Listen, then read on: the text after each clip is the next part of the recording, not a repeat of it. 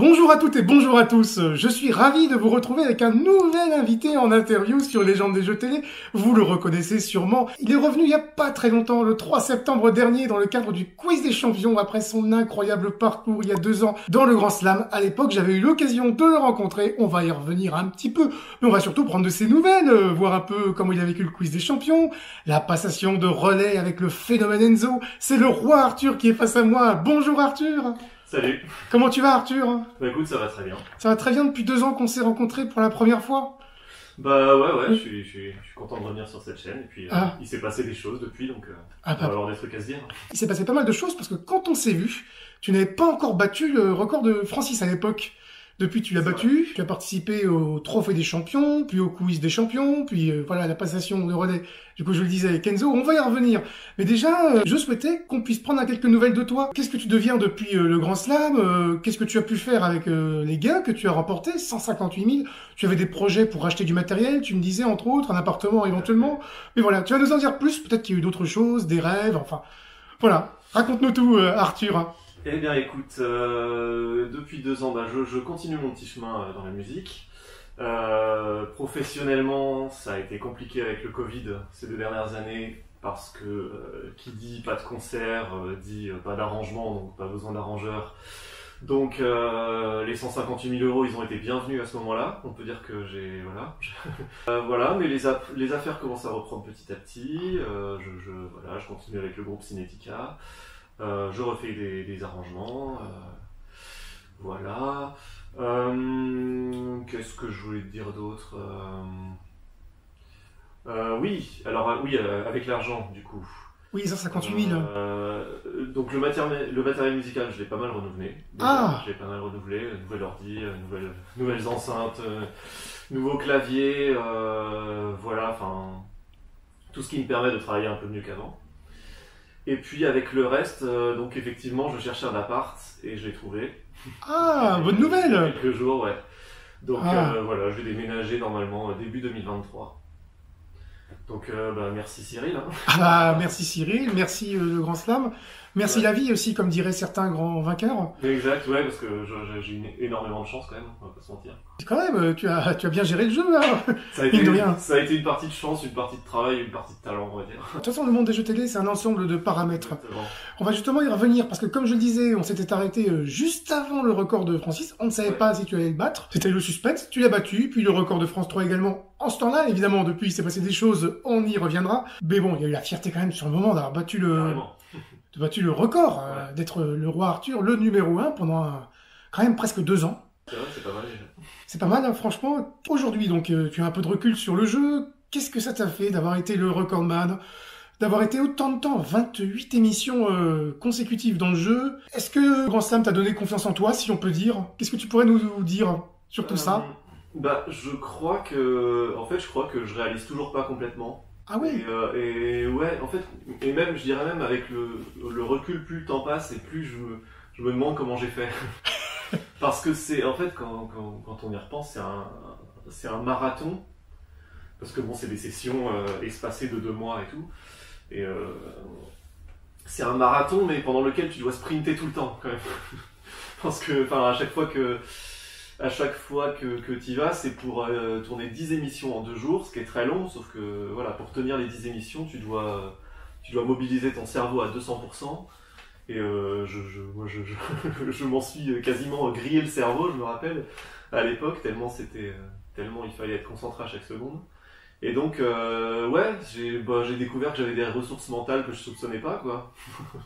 parce que ouais, ça m'étonne encore d'avoir réussi ça, d'avoir réussi à survivre des sessions entières dans un tel niveau de concentration et tout, parce que quand je regarde l'émission aujourd'hui, bon, je suis plus préparé du tout et tout, mais je suis un peu largué maintenant, quoi. Sans préparation ni rien et tout, alors je m'étonne moi-même quand j'y repense, en fait. C'est vrai que tu nous avais dit que tu étais prévenu quasiment en dernière minute que tu allais faire le Grand Slam.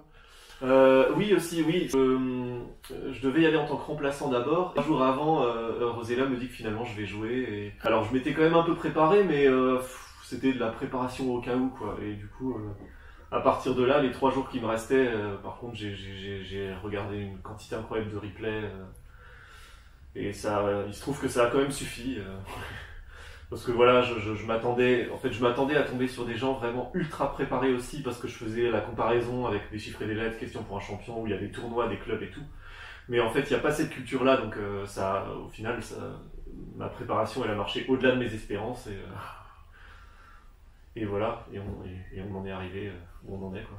Oui, carrément, toujours deuxième du coup de l'émission quand même. Hein. Faut se dire ça, numéro 2, Ah ouais, ouais. et de France 3 également. Ça reste excellent. Ça reste extraordinaire. Et en effet, à part ces ressources que tu ne soupçonnais pas, est-ce que tu as appris d'autres choses de cette expérience? Bah, bah, ouais, enfin, que je suis capable d'avoir du mental quand je veux, quoi. Ah oui, Quand je veux, et que, même si, bon, on peut appeler ça de l'argent facile, entre guillemets, dans la mesure où la plupart des gens doivent travailler des années pour gagner une telle somme. Malgré tout, j'ai compris que l'argent facile, ça se méritait quand même. oui, Que même l'argent facile n'était pas vraiment facile. Parce que ça a quand même été au prix de 6 mois d'angoisses diverses et variées. Comme je te parlais en off, d'avoir peur de pas pouvoir me rendre au tournage suivant pour X ou Y raison, Covid ou autre machin.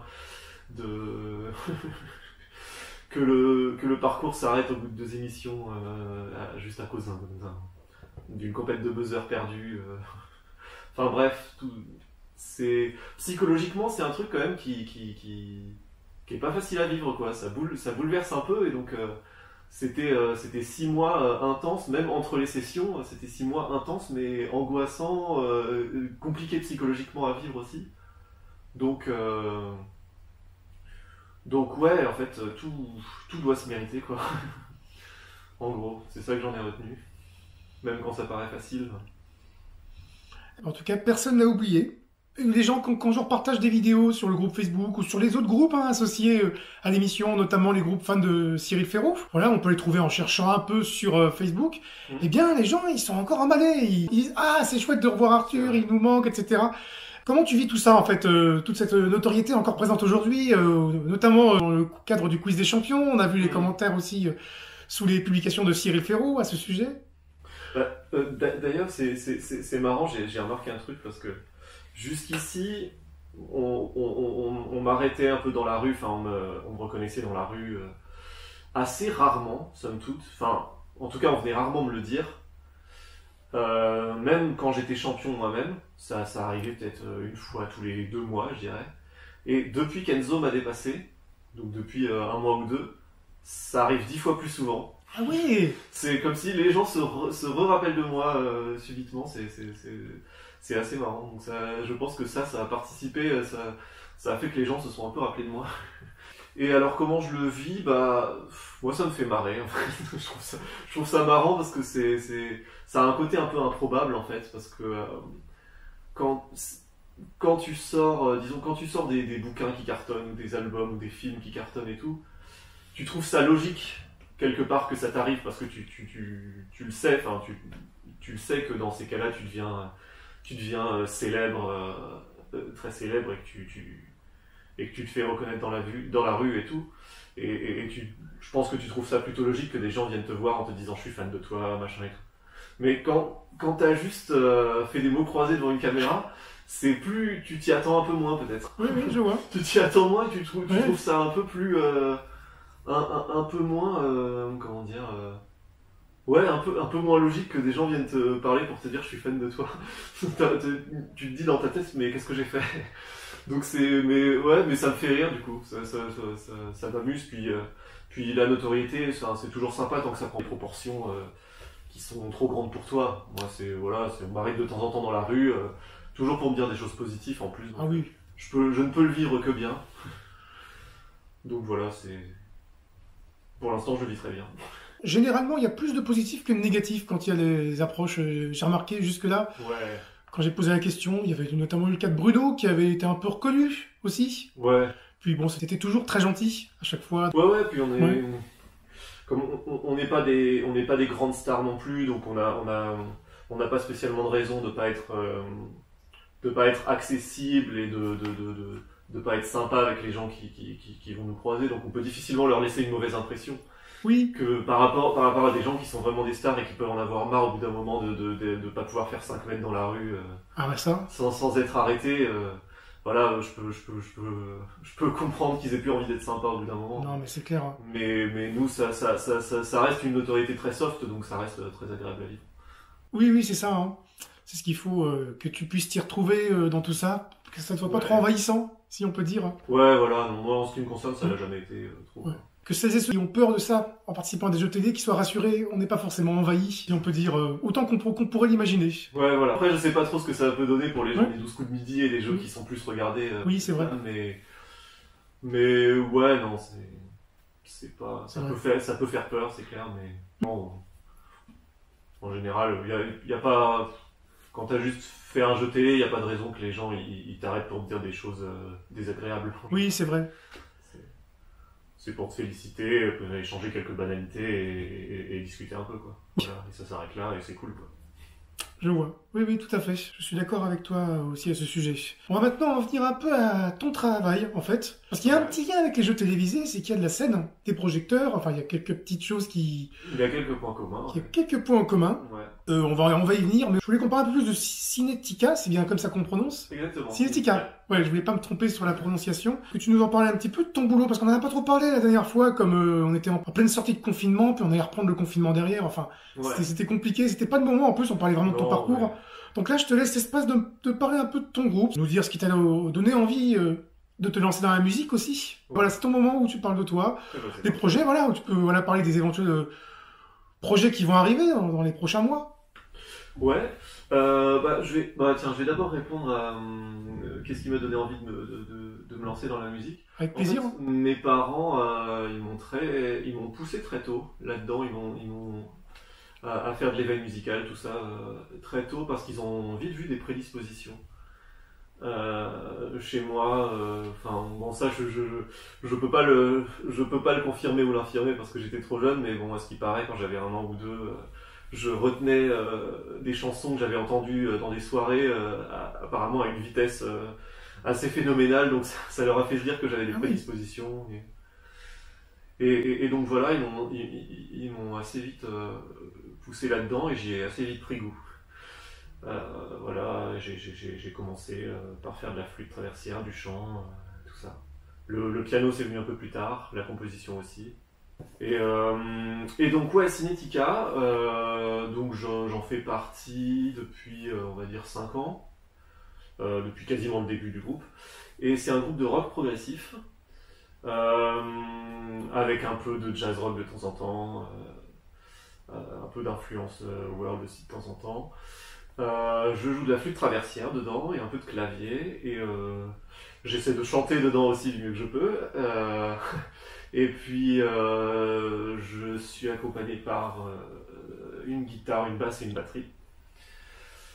Et qu'est-ce que je peux dire ? On a fait la fête de l'UMA là récemment, en ce début septembre, voilà. C'était très sympa, bonne ambiance. Avec un public enthousiaste, parfois un peu alcoolisé, mais c'était pas pour nous déplaire. C'était cool, ça nous a détendu. Voilà, on va faire les disquaires, c'est une salle dans Paris, on va faire ça en novembre. On cherche d'autres concerts, on est en train de tourner un clip, un deuxième clip, on en a déjà un premier sur YouTube. Puis on a aussi des vidéos de live sur YouTube que vous pouvez retrouver. Donc sur la chaîne de Cinetica, ça s'écrit C-I-N-E accent aigu T-I-Q-U-A. Je mettrai le lien en description sous la vidéo. Parfait. Voilà, n'hésitez pas à vous abonner à la chaîne du coup de Cinetica. N'hésitez pas. Ouais. On a enfin pas mal de contenu à montrer, puis il va y en avoir du nouveau très prochainement. Donc, ah oui. Donc n'hésitez pas. C'est en pleine progression tout ça du coup. Ouais. Là, ça, depuis que le Covid s'est un peu arrêté, ça prend une bonne dynamique et voilà. Puis le fait qu'on a enfin pu produire du contenu, sortir du contenu et tout, ne serait-ce que grâce au live qu'on a pu faire et tout. Donc voilà, ça prend forme, c'est cool. Oui, c'est ça, il y a des bonnes perspectives pour la suite. Ça fait plaisir. Ça fait plaisir. Merci d'avoir pris le temps de nous en parler un petit peu de tout ça. Il y a la musique. Il y a le fait que tu étais candidat champion du coup avec le Grand Slam de jeux télévisés. Tu as à part le Grand Slam, on en avait parlé la première fois. Tu as eu de nombreuses participations dans d'autres jeux. Bon, voilà, après, vous pouvez voir la première interview où on en parlait en détail. Ouais. L'idée, c'est plutôt de parler du lien qu'il peut y avoir entre les deux. Est-ce que être candidat de jeu télévisé et musicien d'un groupe de musique, ça te fait ressentir la même sensation, la même adrénaline, le même stress, si on peut dire, au moment de te donner devant le public? C'est un public différent, bien sûr, mais voilà, comme il y a la scène, les projecteurs, les coulisses, ce qui se passe à l'intérieur de toi. C'est quand même assez différent parce que le fait de se savoir filmer, ça change pas mal la donne. Et et puis des petits détails du style être entièrement maquillé, ne pas pouvoir se toucher le visage. Déjà, ça te donne des obligations de contrôle de ton corps que j'ai pas forcément sur scène, des choses comme ça. Donc mine de rien, il y a pas mal de détails qui changent la donne. Et pour parler du stress et du trac et tout ça, c'est jamais vraiment dû au public en lui-même. Parce que, alors déjà, quand j'ai la trouille avant un concert, en général, c'est parce que je suis pas assez préparé, j'ai pas eu assez de temps de me préparer, donc j'ai peur de me planter. En fait, c'est aussi bête que ça. D'accord. Mais si je suis bien préparé, que je sais de A à Z ce que j'ai à faire et tout, public de 10 personnes ou 20 000 personnes, ça change pas grand-chose pour moi. Donc ouais, la trouille, elle va plus venir de choses très concrètes comme ça. Et avant un jeu télé, je peux aussi avoir la trouille, mais c'est encore une trouille différente parce que c'est pour des raisons différentes. Bon, déjà le public, il est pas devant toi, il est soit en général sur le côté à ta gauche, à ta droite, ou même dans certains jeux derrière. Donc tu l'oublies vite. Les caméras, les caméras, tu peux les oublier vite aussi quand elles sont bien cachées. Mais en fait, ouais, ce qui peut faire flipper avant de faire un jeu télé, c'est quand il y a un enjeu financier important, déjà, comme au Grand Slam. Oui, je vois. Voilà, surtout quand t'as une période de Covid et que tu te dis, oh, je vais peut-être pas retrouver du boulot avant longtemps. Je vais donc, même si c'est avant tout un jeu, je vais peut-être pas prendre le truc à la légère. Et puis il y a aussi que contrairement à un concert là, si t'es même en étant ultra préparé, les autres ils peuvent l'être aussi et tu pourras jamais avoir le contrôle sur tout. Et ça c'est ça qui m'angoisse. Oui. C'est surtout ça qui m'angoisse. Donc c'est encore une peur différente.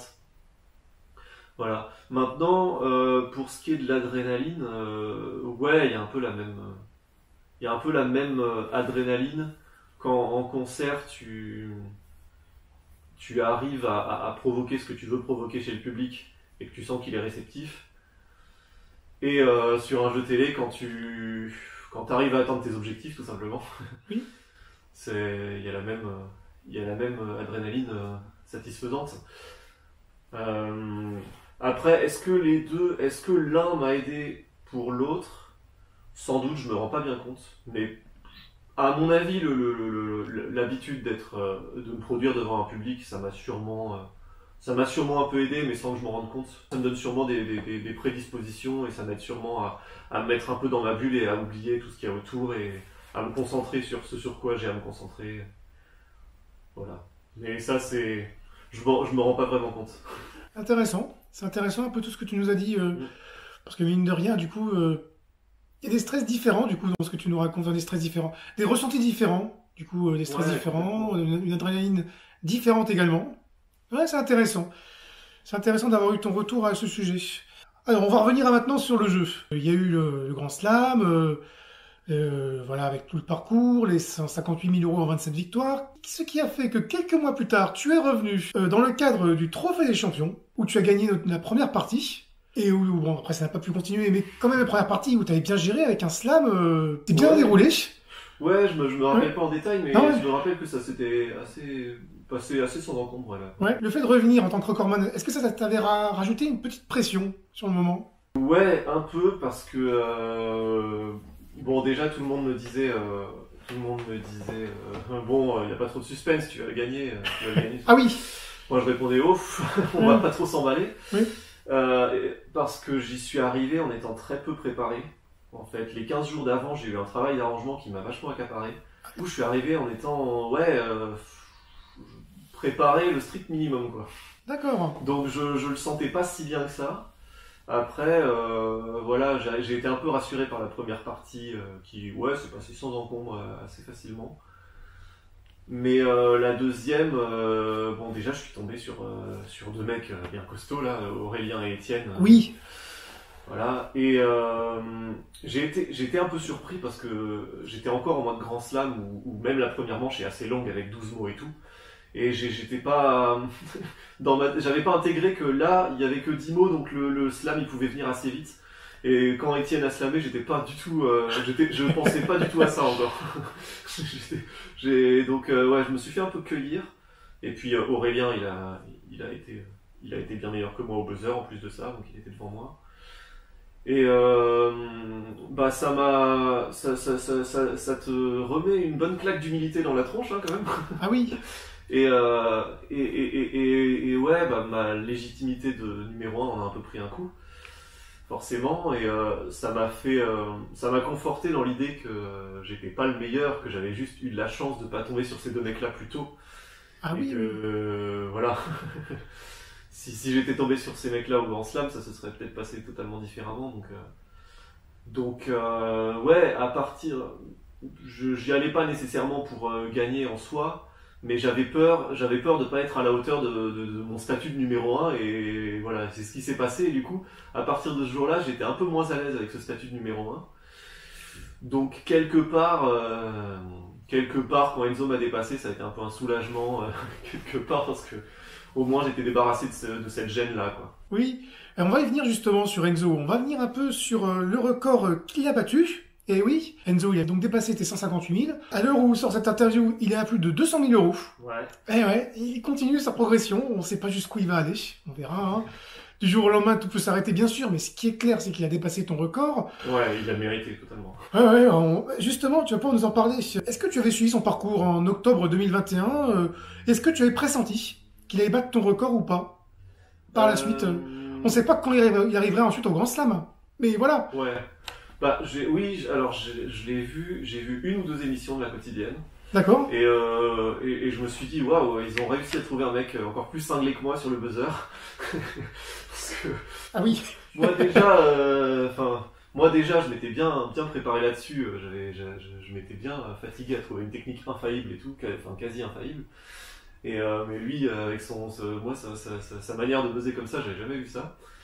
Et donc forcément, ouais, quand je l'ai vu, je me suis dit, bah là, on a un potentiel nouveau recordman, quoi. Direct, dès la quotidienne, je me suis dit ça. Ouais. Maintenant, de là à me dire qu'il allait me dépasser, je me disais, faut quand même le faire, parce que moi, je suis arrivé à 27 victoires en ayant eu beaucoup de chance sur des slams du désespoir sur lesquels j'avais une chance sur 2 ou sur 3, même une fois sur 6. Donc pour faire aussi bien que ça, je me disais, faut aussi avoir la chance avec soi. Lui, il a même pas eu besoin d'avoir la chance avec lui, en fait. c'est ça qui est dingue, c'est que oui. Il a une solidité à toute épreuve, et même quand on a l'impression qu'il fait un slam du désespoir suicidaire, en fait non, on se rend compte qu'il savait très bien ce qu'il faisait. Et c'est étonnant, c'est vraiment étonnant. Et il mérite vraiment son surnom de phénomène, parce qu'avec lui il se passe toujours des trucs. Et que ça soit des faits de jeu ou autrement, quand il va faire des vannes, ou quand il va avoir un comportement qui va être marrant et tout. Bon, alors forcément ça énerve certains, mais moi perso je préfère largement un candidat comme ça qu'un candidat qui va rien donner aux téléspectateurs et qui va montrer aucune réaction, quoi. Moi je préfère ça, en tout cas. Oui, je comprends tout à fait. Je comprends tout à fait ce que tu peux ressentir vis-à-vis d'Enzo. Sacré candidat. Hein. Bah ouais. T'as dû être content de le rencontrer. Super client, ouais. Télégénique ouais. Et tout. Oui, c'était un peu improbable parce qu'il avait fait aucun autre jeu télévisé avant. Puis parce qu'il était très jeune, ouais. hein, déjà. Oui, c'est vrai. Quand il s'est inscrit. Il a tout juste 18 ans, ouais. Oui, quand il s'est inscrit, il venait d'avoir 18 ans. Et je lui avais demandé, il n'a fait aucune compétition junior avant, donc. Ouais, mais après, je crois que Slam, c'est vraiment son jeu de prédilection et tout, donc c'est plutôt. C'est assez logique qu'il ait cherché à commencer par là. Et d'ailleurs, je sais pas s'il compte faire d'autres jeux ou pas. Enfin, Bah, en fait, le truc, c'est que pour l'instant, il est oui, mobilisé sur de le toute jeu façon, il est salon. bloqué pour l'instant, il peut pas, mais ouais. Ouais. Après, il peut toujours envisager plus tard, mais on verra. Il a l'air de prendre goût à tout ça. Ouais, Ça fait plaisir, hein. il a l'air de vachement bien gérer la notoriété aussi et tout, et d'être capable de passer au-dessus des critiques, au-dessus de tout, et c'est assez admirable. Ah, il est admirable, ça c'est Ouais. clair. C'est impressionnant de le voir progresser comme ça. Ça a dû être une fierté pour toi de passer le relève. Ouais, Comme tu voyais qu'il progressait bien et qu'il était légitime hein, dès le début. oui, c'est ça. C'est ça que je veux dire, hein. Enfin, j'ai trouvé ça totalement logique parce que, ouais, c'est 1000 fois mérité. Enfin, il mérite totalement sa place de numéro 1. Et puis, ouais, moi, comme je te disais, moi, ma place de numéro 1, Oui. je l'aimais un peu moins depuis ce trophée des champions.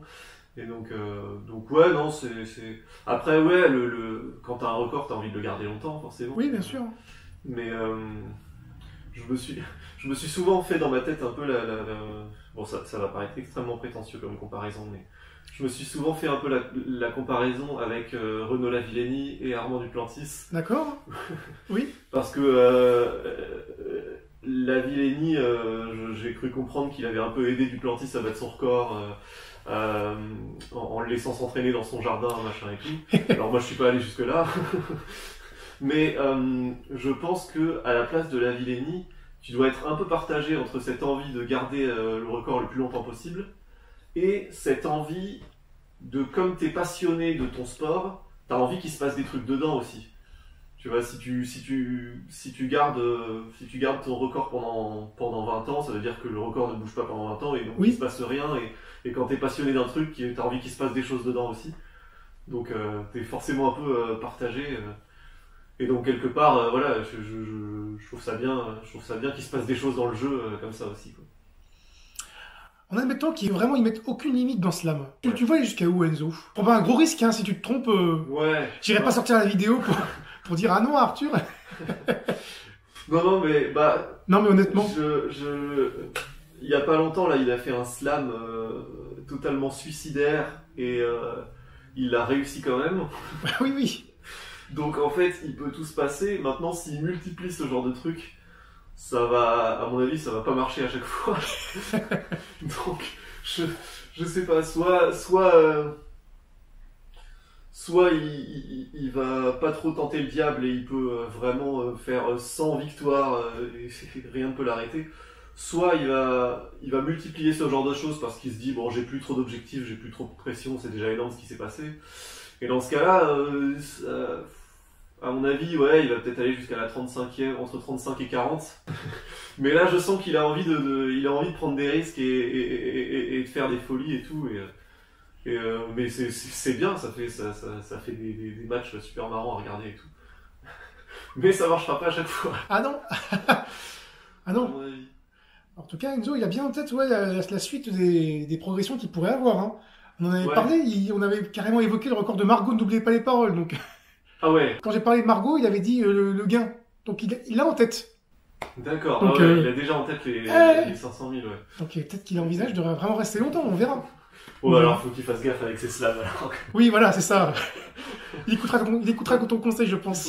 Faut pas trop faire le malin non plus. Alors. S'il écoute cette vidéo, je pense qu'il écoutera tes conseils éventuels. Ouais, mais à la fois il Ouais. s'en sort toujours, donc Oui. à mon avis il sait ce qu'il fait. Ouais. Mais j'ai halluciné quand il a fait son slam, alors qu'il avait 40 points et tout, et qu'il y avait un mot vide. Oui, oui.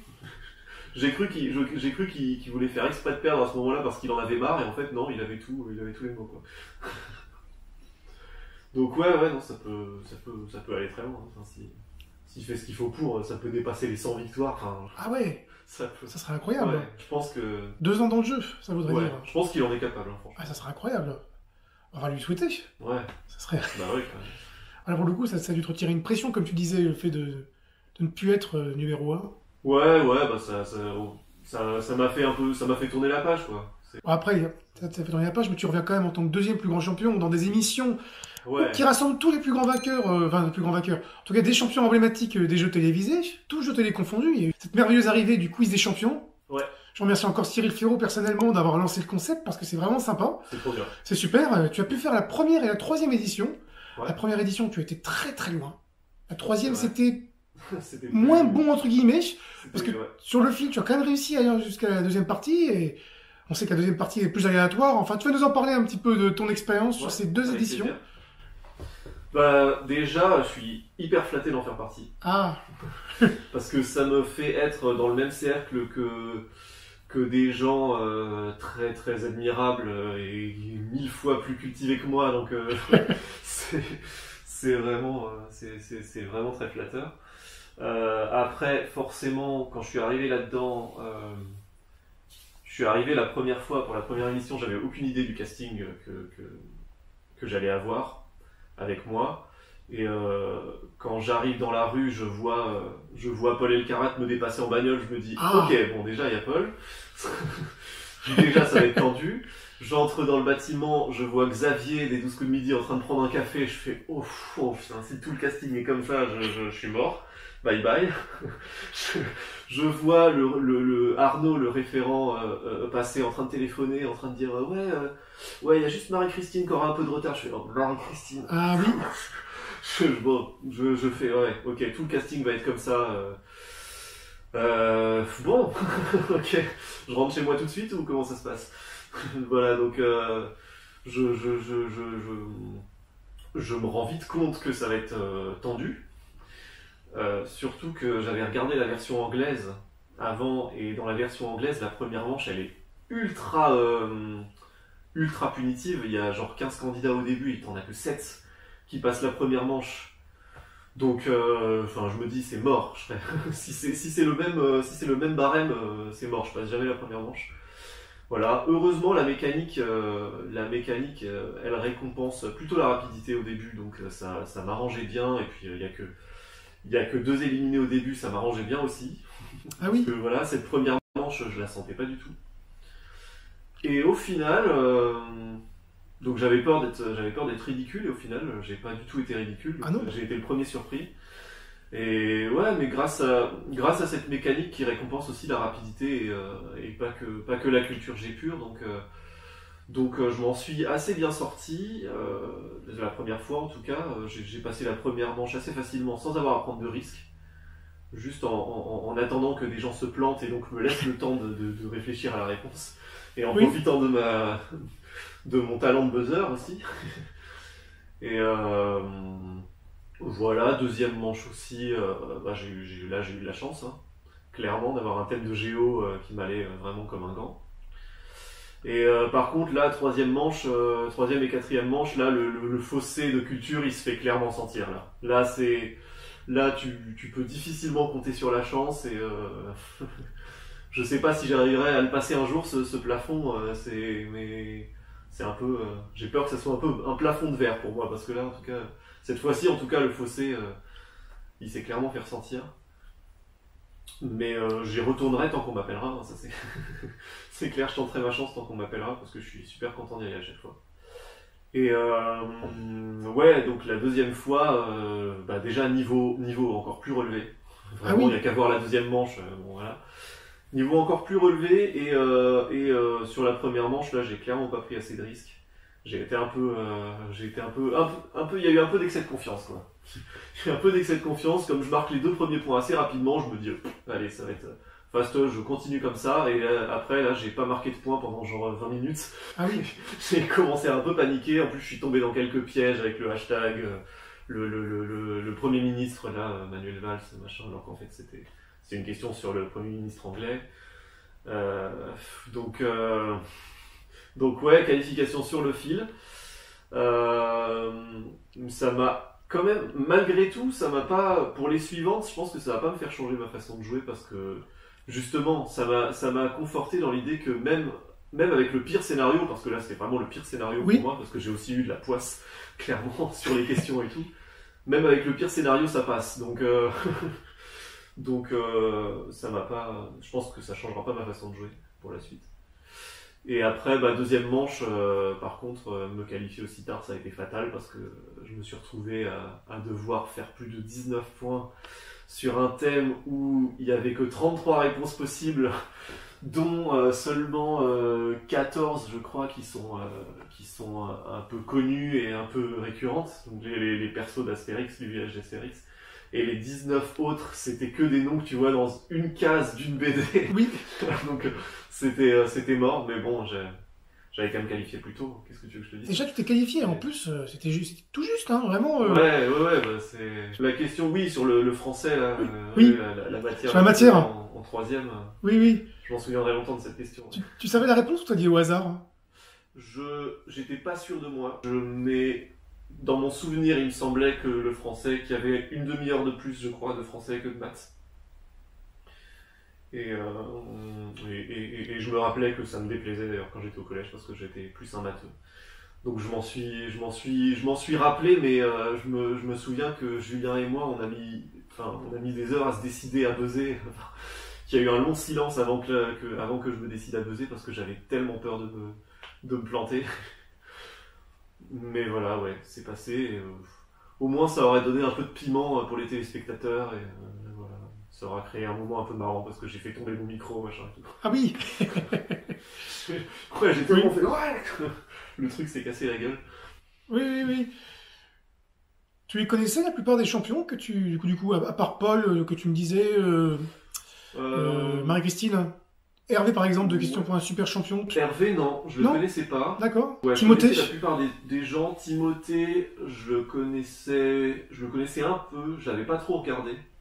Mais j'avais beaucoup vu d'extraits de lui sur internet et tout. Ah oui. Je parlais vachement de lui. Mais je connaissais Francis forcément. Ah bah, 2 victoires du coup, Francis. Ouais. Sandrine, je l'avais jamais regardée, tout le monde veut prendre sa place, mais j'avais entendu un peu parler d'elle. Qui d'autre? Xavier, oui, forcément, un peu. La première édition. Ouais. Effectivement, Xavier, ouais. Ouais, Xavier, à l'époque, je regardais pas mal l'émission, donc j'avais pas mal regardé. Qui y a d'autres? Qui j'ai oublié? Aude, je la connaissais pas du tout. Ah d'accord. Julien, tout le monde veut prendre sa place. Oui. J'avais vachement suivi son parcours. Mais ceux qui sont récents, je les connais pas trop. Parce que j'ai moins regardé de jeux télé ces derniers temps. Donc tous ceux qui sont récents, qui ont joué il y a moins de 2-3 ans, je les connais pas trop. En règle générale, je les connais de vue et tout, soit grâce à ton site, soit... Oui, bien sûr. Voilà, soit grâce à certains sites d'infos qui relayent les performances et tout, mais voilà, comme je regarde moins, je connais moins les récents. Oui, bah après il faut le temps de suivre tout ça, hein. Il y a beaucoup de jeux, il y a... Ouais, c'est clair. Il y a beaucoup d'heures de visionnage du coup. Exactement. On peut pas être sur tous les fronts, hein. Moi-même je peux pas regarder tous les jeux tout le temps, j'essaye de me focaliser sur les évolutions à prendre en compte avant tout. Oui, et puis il y a des jeux que je regarde moins aujourd'hui parce qu'ils vont un peu lasser. Oui, donc, je comprends. Donc voilà, je regarde moins, tout le monde veut prendre sa place. Je regarde moins les jeux du midi en général. Du coup, oui, il y a Isabelle que tu n'avais pas suivi, comme c'était récent. Non plus. C'était très récent, c'était fin 2021, début 2022, donc... Ouais, c'est l'ère Boccolini, ouais. J'ai très peu regardé. Oui, c'est pour ça. Puis il y a eu Samuel aussi. Ouais. Mais ça, Samuel, c'est l'édition suivante, on n'en parle pas de ça. C'est secret. Voilà, secret défense, on ne dira pas. On sait que tu vas revenir. Est-ce que tu as été surpris d'être rappelé, participer à la 4e? Alors, ce qui s'est passé, au début, j'étais rappelé que pour la 3e, et j'ai été rappelé un peu plus tard pour la 4e. Donc je pense qu'il y a dû avoir un désistement Covid ou quelque chose comme ça, à mon avis. D'accord. Mais par contre, j'ai été surpris d'être rappelé pour la 3e. Oui. Ah oui, d'accord. J'ai été surpris. Oui. Je pensais ne pas être rappelé de sitôt, honnêtement. Parce que déjà, je pense pas être le candidat le plus marquant de l'histoire des jeux télé. Voilà, parce que Slam, c'est un des jeux les plus récents. Enfin, oui, c'est plus récent, que tout le monde veut prendre sa place. Donc c'est pas encore assez vieux pour être un jeu vraiment cultissime. Donc je pensais pas que la part belle serait faite au candidat de Slam à chaque émission. Et puis ouais, quand je me suis regardé à la première émission, je sais pas, j'ai pas trop aimé ma façon d'être. J'ai trouvé que j'en faisais un peu des caisses à chaque fois que je marquais un point et tout, et je sais pas, j'ai eu peur d'avoir paru un peu prétentieux, ou je sais pas, enfin j'ai pas trop aimé comment j'ai été à la première, et donc je me suis dit ouf, je suis pas sûr qu'ils vont vouloir me revoir dans l'émission, enfin ouais. Puis en plus comme j'ai pas fait partie des gens rappelés à la 2e, J'ai tendance à tout surinterpréter bêtement, donc je me suis dit j'ai peut-être fait quelque chose qui va pas, machin, pendant l'émission et tout. Donc ouais, je suis ressorti de là en me disant ouais, à mon avis, je serais pas rappelé de sitôt. Donc j'ai été surpris d'être appelé direct pour la prochaine session. Ouais. Bah écoute, voilà, la bonne nouvelle c'est qu'on va te revoir donc dans la 4e édition. Ouais. On verra quand elle sera diffusée, on ne dit rien, on reste bien secret là-dessus. Pour celles et ceux qui espéraient avoir des informations, bah non, vous n'en aurez pas. Mais non. Moi-même, je sais pas quand elle passe. Oui, voilà, mais sur ce qui va se passer, Donc, quoi. Non. Voilà. Moi, tu sais où je cousu. Oui, voilà, c'est ça, exactement. On a un peu parlé donc des vainqueurs que tu connaissais ou pas, mais parmi ceux et ceux qui t'ont personnellement impressionné, que ce soit là pendant le match du Quiz des Champions, ou que ce soit dans Slam, ou parmi ceux et ceux que tu as déjà rencontrés en jeu ou que tu as visionné devant le téléviseur, est-ce qu'il y en a qui t'ont particulièrement marqué, que tu craindrais d'affronter? Enzo, je suppose, mais à part Enzo. Enzo, forcément. Alors, ouais. Bah, Dominique de Tout le monde veut prendre sa place, qui était là à la 2e, donc que j'ai pas affronté. Oui. Ouais, lui, il est impressionnant. Lui, il me ferait peur, ça c'est clair. Puis lui, je l'avais vachement suivi en plus, et Tout le monde veut prendre sa place. Oui. À l'époque, je regardais vachement, et je crois que j'ai dû suivre son parcours en entier quasiment.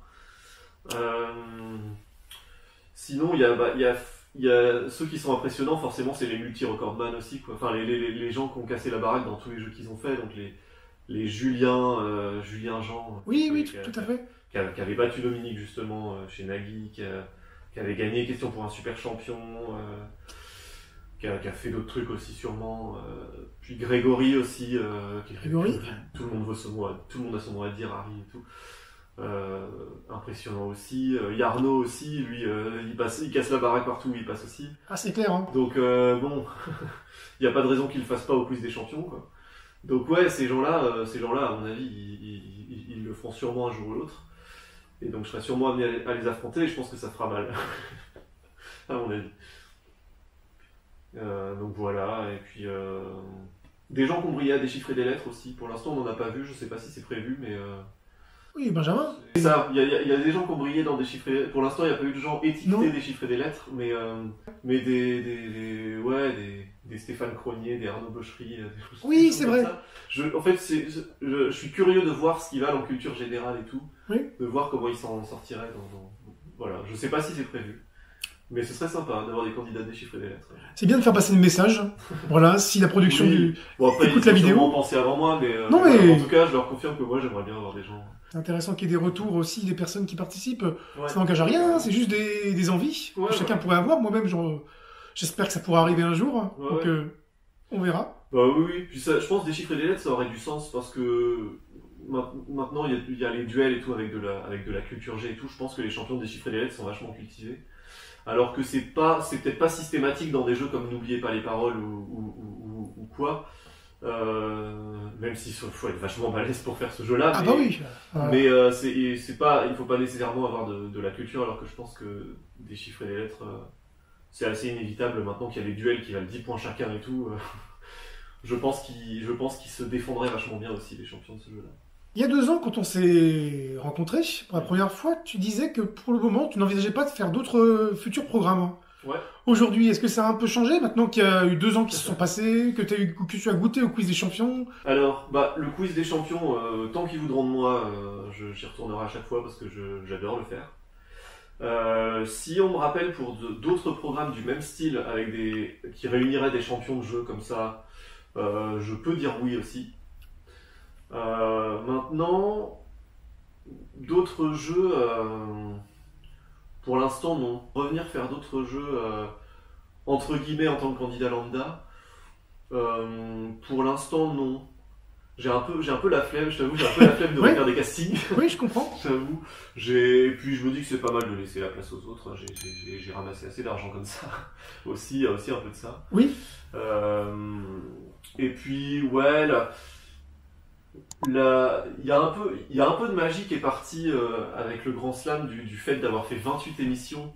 Et du coup, j'ai eu le temps de vachement m'habituer au plateau, à tout cet univers-là. Et du coup, il y a forcément pas la même magie que quand je découvrais tout ça et quand je faisais un jeu télé une fois tous les 6 mois et que je venais une fois à chaque fois et tout. Donc voilà, forcément, il y a un peu une envie de tourner cette page-là, puis ça se termine vachement bien en apothéose avec ce Grand Slam. Maintenant, il y a quand même des trucs que j'aimerais bien faire, éventuellement la carte au trésor, pourquoi pas. Peut-être qu'un jour je ferai le casting pour la carte au trésor. Ça peut être Chouette, sympa. ça pourrait être sympa de te revoir Ouais. dans ce cadre-là, oui, Ouais, ça serait assez marrant. carrément. N'oubliez pas les paroles pour le challenge, pourquoi pas. Après, j'ai un peu peur, il y a quand même un gros risque de se préparer pendant 6 mois pour rien, quoi. Ah oui, oui, clairement, il y a des gens qui sont Ça, préparés, ça faut le dire, il y a des gens qui se préparent vraiment et ça marche pas. Ouais, Donc, et ça, ça doit être assez horrible quand tu te prépares, quand t'apprends 1000 chansons et que tu tombes Ouais. face à quelqu'un qui lui aussi a appris 1000 chansons. Et donc ça c'est le truc qui me refroidit un peu. Mais c'est le genre de challenge que j'aime bien, tu vois, de faire un truc pour lequel il faut apprendre une montagne de trucs par cœur. C'est le genre de challenge que j'aime bien. Mais là, le risque de faire tout ça pour rien, il est trop gros. Je comprends. Donc je pense pas que je sauterai le pas. Après, il y a le club des Invincibles Ah oui, aussi qui réunit des champions. oui, oui, exact. Ça, je t'avoue que j'ai encore jamais regardé. Et je sais pas en fait si je pense pas qu'on me le proposera honnêtement, mais si on me le proposait, je pense que je demanderais déjà 24 heures de réflexion pour regarder l'émission. Oui, oui, Regarder la mécanique parce que bon, je pense pas être si invincible que ça. Donc si je veux m'assurer avant que la mécanique ne me desserve pas trop à ce niveau-là, quoi. Donc oui, bien sûr, il a fallu digérer un peu tout ce qui t'est arrivé, mais mine de rien, c'était quand même un sacré parcours que tu avais réalisé il y a 2 ans. On va y revenir juste parce que je souhaitais savoir Ouais. comment tu avais vécu ton élimination un petit peu il y a 2 ans. Parce on s'était rencontrés, comme je le disais, au moment où tu allais peut-être battre le record de Francis, mais il s'est passé plusieurs choses depuis le record de Francis, le record de France 3 à l'époque, qui était détenu par Christophe et Hakim, puis Hervé est venu rejoindre Ouais. les deux dans Question pour un super champion. Mais du coup, toi, comment tu avais vécu ce match face à Sébastien, puis le fait de conclure l'aventure juste après avoir battu le record de France 3? C'est vrai qu'on n'avait pas parlé de ça. Non. Bah, alors, ouais, mon élimination, je me souviens qu'il y a plein de gens qui ont pensé que j'avais fait exprès de perdre. D'accord. Et en me voyant, j'ai totalement compris pourquoi. Parce que c'est vrai que j'ai l'air d'un zombie. J'ai l'air d'un zombie qui ne se bat plus du tout. Qui ne se bat plus du tout, qui n'a plus du tout envie. Et en fait, faut bien se rappeler que les sessions, c'est 5 émissions par jour, pendant 2 jours à chaque fois. C'est ultra crevant. Il y a genre 5 minutes de pause entre chaque émission pendant lesquelles on a juste le temps de se changer et d'aller aux toilettes. Ah oui. Et moi, si on ajoute à ça le fait que bon, j'étais à 200% à chaque fois dans mon cerveau, voilà, et que avant un tournage, je n'arrive jamais à dormir, on en arrive à un moment où le cerveau et le corps ne peuvent plus, mais genre vraiment. Et quand t'es à 200% jusque-là et que tu lâches ne serait-ce qu'un petit peu, en fait, tu lâches complètement. et là, au moment de mon élimination, on avait déjà eu une journée entière avant. C'était la 2e journée, ça devait être la 2e émission de la 2e journée, je crois. Et bah déjà, j'avais plus trop d'objectifs. Déjà, donc c'est plus dur de ne pas baisser la garde, déjà. Et j'ai observé Sébastien qui faisait des trucs avant l'émission, il faisait des trucs avec le buzzer comme ça, il étudiait le buzzer pour essayer de voir à partir de quel moment ça se déclenchait, tu vois, et pour voir quelle était la façon optimale de buzzer vraiment le plus rapidement possible, mais que le buzzer se déclenche quand même. Enfin, tu vois, il faisait des calculs d'apothicaire, machin et tout. Donc j'ai vu ça, j'ai fait ok. Si t'ajoutes à ça le fait que lui est frais comme un gardon et que moi je suis dans l'état où je suis, pour le mental, enfin moi tu ne peux que te dire à ce moment-là, bon bah c'est foutu, hein. C'est foutu. De toute façon j'ai atteint tous mes objectifs, je fais l'émission, je me prends pas la tête, donc j'ai pas fait exprès de perdre, hein, clairement pas, parce que j'ai un minimum de respect pour le jeu, jamais je ferais ça. Mais ce qui est vrai, c'est que mon inconscient s'est dit au bout d'un moment, j'en ai marre, j'en ai marre, je me colle plus de pression, je fais sans prendre la tête, et si je perds là, quoi. Et de toute façon, mon cerveau n'a même plus répondu. J'étais KO en fait. J'étais complètement KO. Et mentalement, physiquement, tout ce que tu veux. Donc, je me rappelle qu'à la première manche, j'ai failli perdre déjà à ce moment-là, et que au moment où donc ce troisième adversaire a slamé, je l'ai même pas vu venir déjà, donc c'était un signe parce que à une autre émission je l'aurais vu venir. Et je me suis dit à ce moment-là, bon bah c'est foutu, tant pis, au moins je vais enfin pouvoir me reposer et rentrer chez moi. Je vais voir le positif là-dedans. Et finalement, il rate son slam. Et je me dis, donc faut que je me remette dedans là. Mais je peux plus, c'est trop tard là, depuis 3 minutes, je suis déjà en mode, je suis déjà à la maison dans ma tête. Ah oui. Je vais pas pouvoir me remettre dedans, c'est mort. Et pendant la manche suivante, je suis plus dedans en fait. Je me surprends à penser à des choses qui n'ont rien à voir avec l'émission, j'ai la tête ailleurs, tu vois. Oui, je vois. Ça ne m'arrivait jamais avant. Et là, je pense à des conneries qui n'ont rien à voir. Et le truc m'échappe complètement, quoi. Et j'ai juste envie d'aller me coucher. Et c'est tellement, et c'est une fatigue tellement forte que c'est plus fort que moi. J'ai même plus la force de me dire, allez, un peu de respect pour l'émission, un peu de respect pour ton parcours, pour ta cagnotte, machin et tout. Et d'ailleurs, il y a des gens, je me rappelle, il y avait des gens, pas forcément à cette émission-là, mais à d'autres émissions, quand je disais que j'étais fatigué et qui me disaient non, avec ta cagnotte et tout, tu t'as pas le droit d'être fatigué, machin. Mais c'est pas si facile en fait, parce que ta cagnotte, quand t'es en plein tournage, ta cagnotte elle est encore loin dans le futur en fait, parce que tu sais que pour empocher la cagnotte, il faut déjà que ton parcours se termine, que la diffusion de ton parcours se termine. Après ça, tu dois attendre la fin du mois, et à partir de là, commence un délai de 90 jours. Donc si tu veux, au moment quand tu es encore en train de tourner l'émission, c'est encore un truc tellement lointain, ta cagnotte, que tu t'y penses même pas, quoi. Enfin, dans ta tête, t'as même pas encore intégré le fait que tu vas gagner de l'argent, quoi.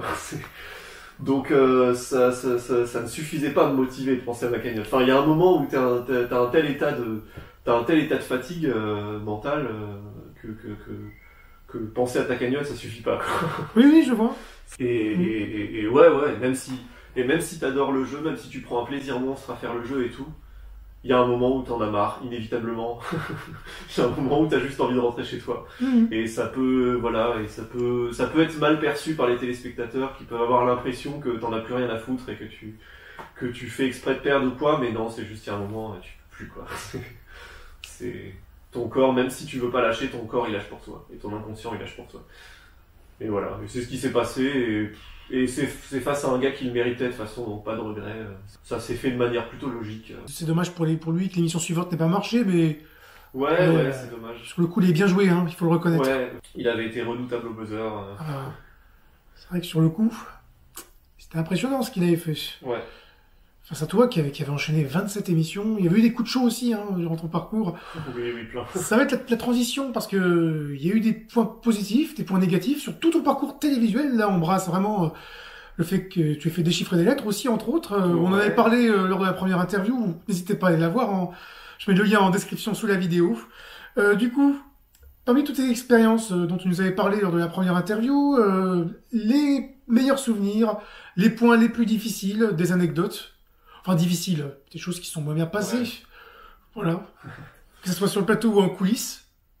Ouais, il y a bien mon premier passage télé que je peux raconter, parce que j'étais un peu dégoûté, parce que, alors c'était Slam, mon tout premier passage télé, c'était en 2010. Ah oui. J'avais tout juste 18 ans. Je perds à la deuxième manche. Je me fais surprendre par un slam. Je crois que je devais mener un truc genre 26-20, un truc comme ça, mais j'étais clairement pas assez préparé stratégiquement et tout, j'étais un peu allé naïvement, donc voilà, j'ai perdu face à une multi-championne qui avait déjà 3 victoires, je crois, comme ça. Donc, Quand même. mais voilà, je m'étais bien défendu, mais bon, j'avais perdu. Mais j'en gardais un super souvenir malgré tout, et ça m'a donné envie d'en refaire plein. Et alors, je suis tout content de passer à la télé un mois plus tard. Je préviens tout le monde, toute ma famille, tous mes potes, machin et tout.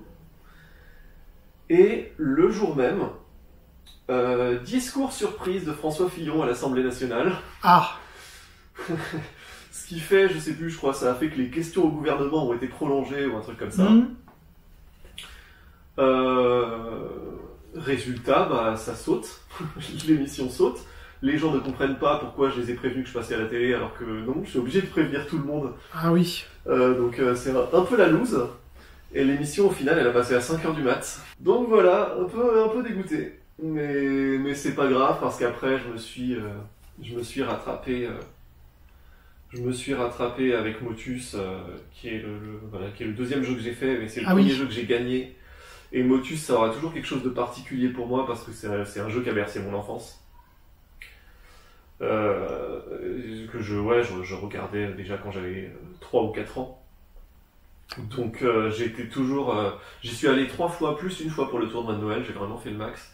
Et je suis allé sur le plateau aussi plusieurs fois pour aller voir des potes y jouer, donc j'y suis allé un paquet de fois, j'avais un peu mon rond de serviette là-bas. Et les gens me reconnaissaient de l'équipe à chaque fois que je venais et tout. Je faisais un peu partie des meubles, limite. Donc voilà, ça j'en garderai toujours un souvenir particulier et j'étais très triste que ça s'arrête.